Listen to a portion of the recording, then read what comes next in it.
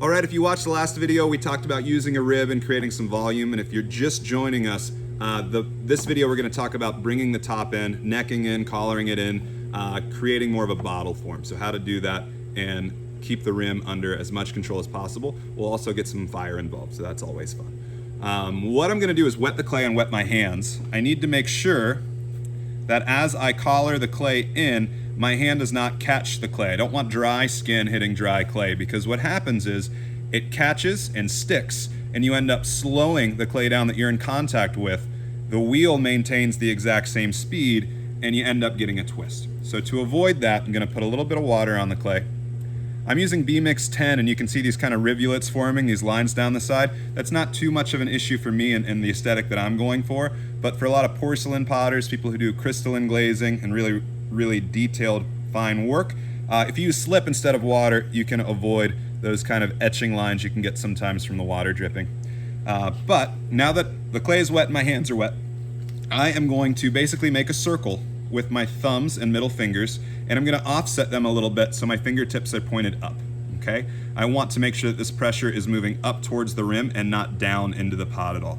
And the other reason I want to do that, I can make a circle that I can make infinitely smaller by letting these hands pass one within the other and letting those fingers move up. So the first thing I'm going to do is come up to my rim, and mine's already moving in slightly, but if it's not, if it's flared at all, I don't want to press here and end up getting any section of the pot thinner and more narrow than my rim. So the first thing I'm going to do is come right up to the rim, squeeze directly on it, and get the rim pointed in the direction that I want the pot to go. Then, while I still can get my hand down in there, I'm going to take a sponge and get all the water out of the bottom. Now, I'm going to make contact using kind of 6 points. Here, here, and here on each hand. And I'm watching the inside of the rim. I don't have that angle for you right now, but I'm watching the inside of the rim, looking straight down in the pot and trying to keep it round. If it's an oval or if it's a triangle, if it's anything other than a circle, I am sliding those fingers back and forth, trying to get even pressure and maintain a nice round rim. And you can see I'm left with that little bit of a vase shape. So if I want a vase, that's great, but I'm going for more of a bottle. So I will get my hands wet, get directly on top of that rim and squeeze straight in until it is vertical or slightly leaning in from the rest of the pot, so I can do another pass. And you can start to see a little bit of undulation in that rim. That's normal, but if I catch it early, I should be able to compress it by taking my wet thumb and middle fingers and holding on to that rim. No pressure, just letting it slide, and taking a couple fingers and pressing down. All right, so I can keep doing that. This circle is getting smaller and smaller till I eventually am kind of making a square like this with my middle finger and thumb stacked one above the other. But there's a technique that I really like. It's called the claw. That's what I call it.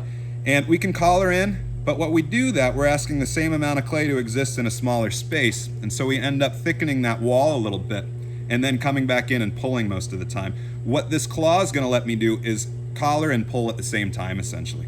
So what I'm going to do is take the side of my index finger of my left hand and put it right at 3 o'clock, just like I'm doing a pull. And I'm going to take all the fingertips on my right hand and have them directly across. So this is my pulling action right here. Not all that different than any other kind of pull we would normally do. I'm going to let all of the other fingers on my left hand grab around the outside of the clay. All right? So they become those evenly spaced pressure points along with that right hand driving in. And you can see even with that finger out of there, I can squeeze in and slide up, and I just made it more narrow.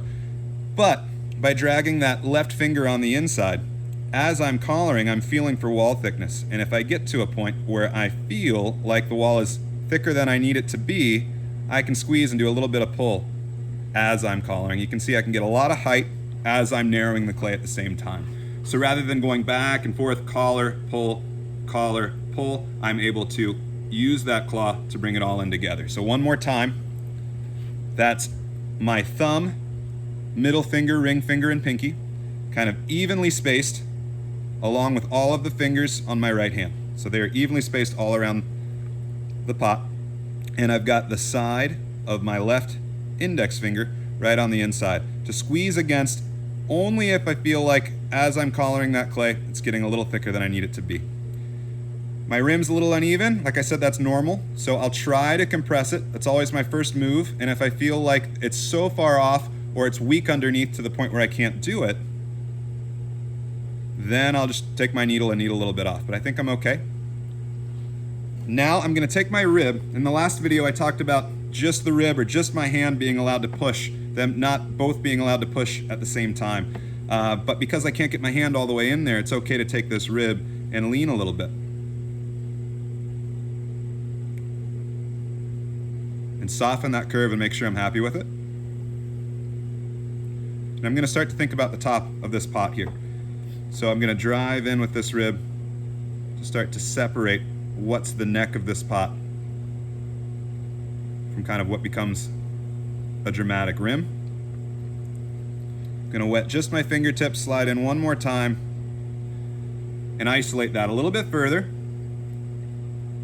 I'll drive in with the finger, slide out with the finger on the inside over it. So I'm kind of ramping directly on top to separate this clay.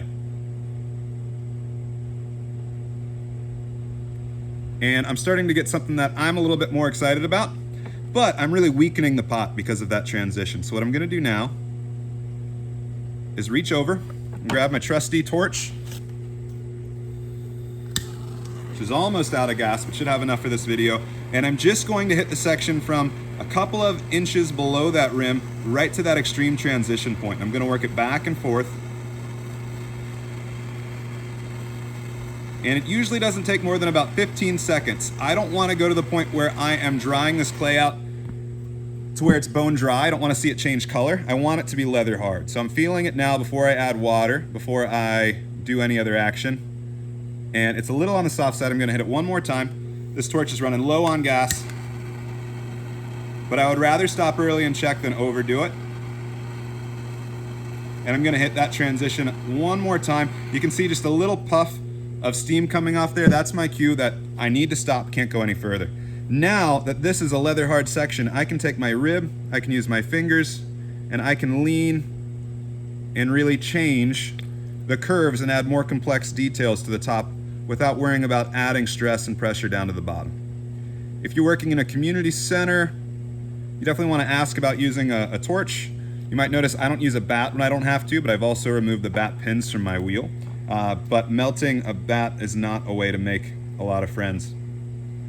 For these fine details, I'm using one part of the rib or the other. So I'm using the tail end of the rib, and I like these Kemper ribs that have a flat side meeting a round side. And I'm using this corner to separate different parts and to come up and separate what is the final bit of my rim from the rest.